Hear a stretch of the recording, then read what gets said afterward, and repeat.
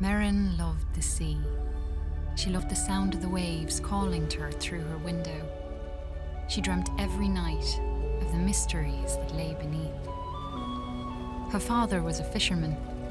Each day he went out to sea, and each night Merrin waited at the rocky cliff edge, holding up a candle to guide him safely home. The two of them were poor. Their roof was leaky, and they sometimes went hungry. But as long as they had each other, Merrin knew they would be okay. At night, her father sang her songs about his great adventures. He sang of giant leviathan serpents, haunted caves, and a lost city of gold beneath the sea. Merrin knew the stories weren't real, but she loved to listen to them. She drifted off to sleep, imagining the wonders of the world below. And her life continued that way, simply and happily. Until one night, her father didn't return. Merrin held up her candle at the cliff's edge all through the night, staring out at the empty sea. She shivered in the cold wind as she watched for him all the next day. Her eyes welled with tears as night fell again and there was still no sign of her father. At last, she collapsed into sleep. In her dreams, she saw him, trapped deep beneath the sea, calling to her for help. She awoke with a jolt. A desperate and dangerous plan was already forming in her head. She took scraps of metal and wood her father had caught in his nets and pieced them together. She hammered and bolted, she measured and sawed. And before the sun had set, she had built a tiny, rickety submarine. This girl With trembling hands, she squeezed inside and dove down beneath the waves to search for her father. Oh my god. Hey everybody, welcome back to a new Let's Play. This is Song of the Deep, and I let the intro play so I was getting immersed in it, but I already hate this game. It's so unrealistic, building a friggin' submarine in one day. That's just whack. I don't believe you.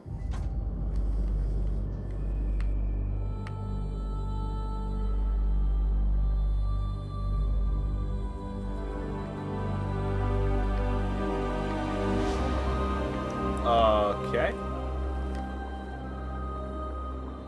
The world beneath the waves shimmered with mystery.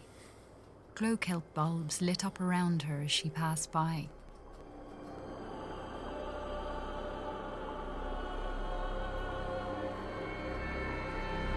Oh crap, what up? Merrin spotted some odd-looking old coins. Maybe her father would know where they were from.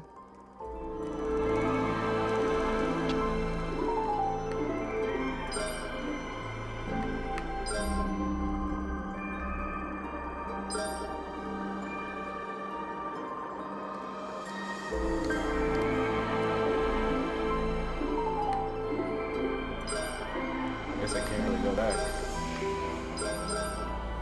An eerie light flickered and danced on the sea floor, like an underwater fire. Her father once told her about a mysterious, living energy called time. Could that have been a time wellspring?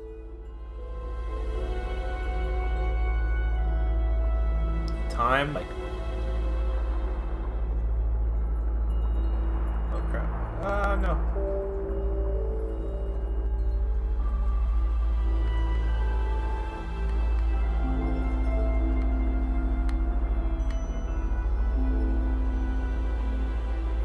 A seahorse made of clockwork gears darted out of the way as Merrin approached. She wondered who could have built such a curious creature. Don't those things just exist naturally? Oh my god. Oh shoot!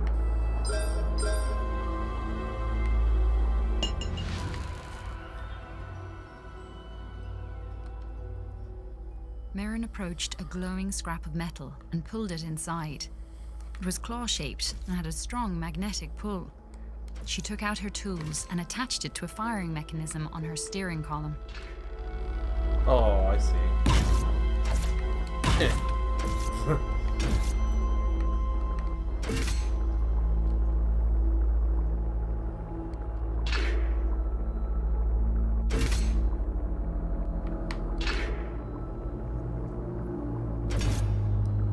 guess you can't really do anything besides. Erin spotted shock nettles ahead of her. She had to be cautious, as the hostile creatures would attack her on sight.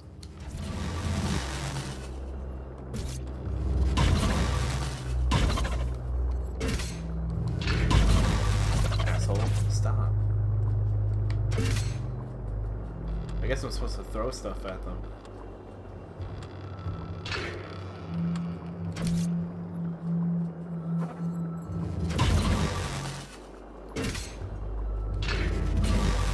Stop. I'm getting out of here. You guys are dicks. Piss off! Erin shuddered, as if recovering from a bad dream. For a moment, she thought she had experienced her own death. But it had merely been the Tyne showing her one of the many possible roads ahead.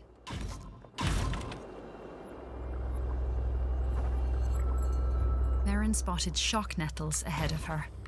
She had to be cautious, as the hostile creatures would attack her on sight. Oh, you guys are dicks.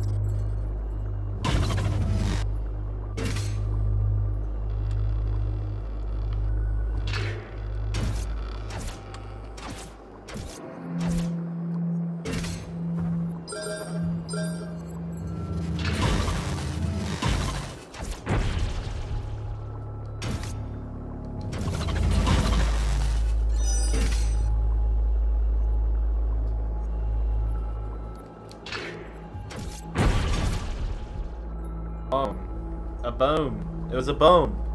A sleeping guardian blocked Merrin's path. Okay. She knew it all too well from her father's stories, and she knew it must never be woken.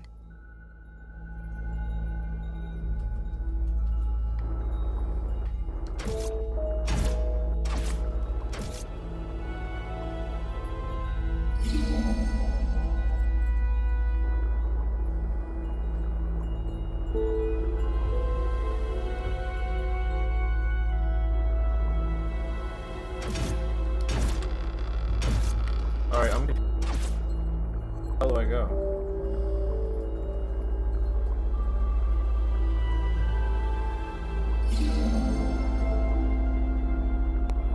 Okay. Oh, shit.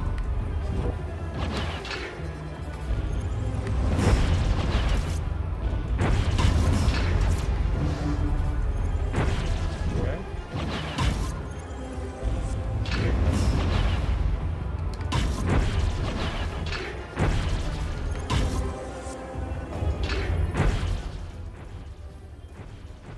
According to her father, the Guardians had been built by ancient undersea explorers called the Fomori.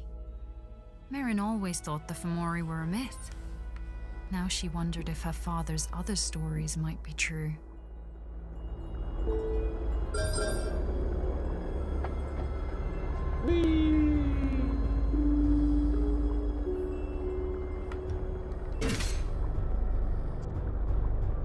The old statue reminded her of her father's lullabies about the brave and beautiful Merrows.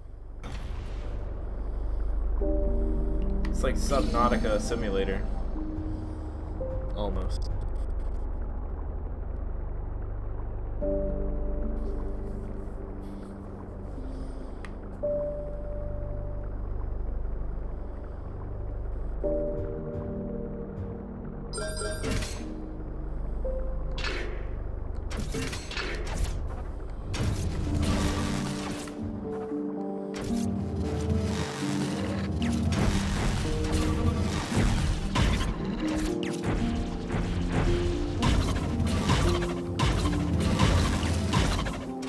There's too many of them.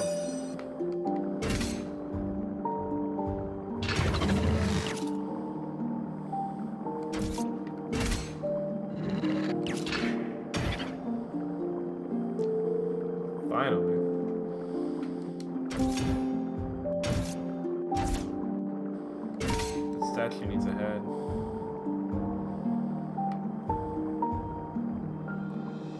I'm just kidding. I know that doesn't belong there. That would be crazy.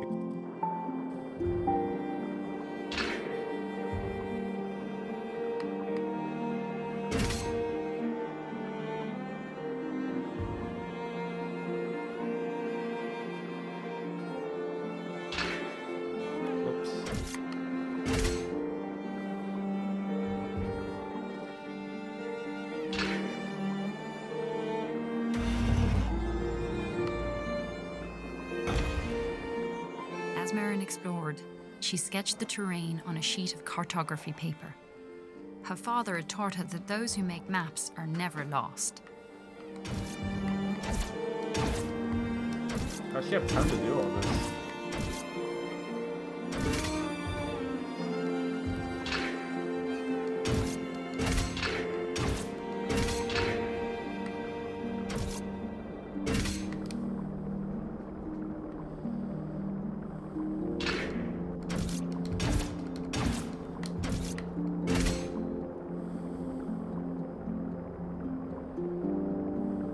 A huge hermit crab watched Merrin from a rocky ledge. On his back, he carried a vast array of odd-looking treasures. Oh, screw that door. I don't even know what kind of show. Yeah, you see you're running, but you're not funny. Not today, bro. Not today, bro. Not today, bro. Yeah. I don't even.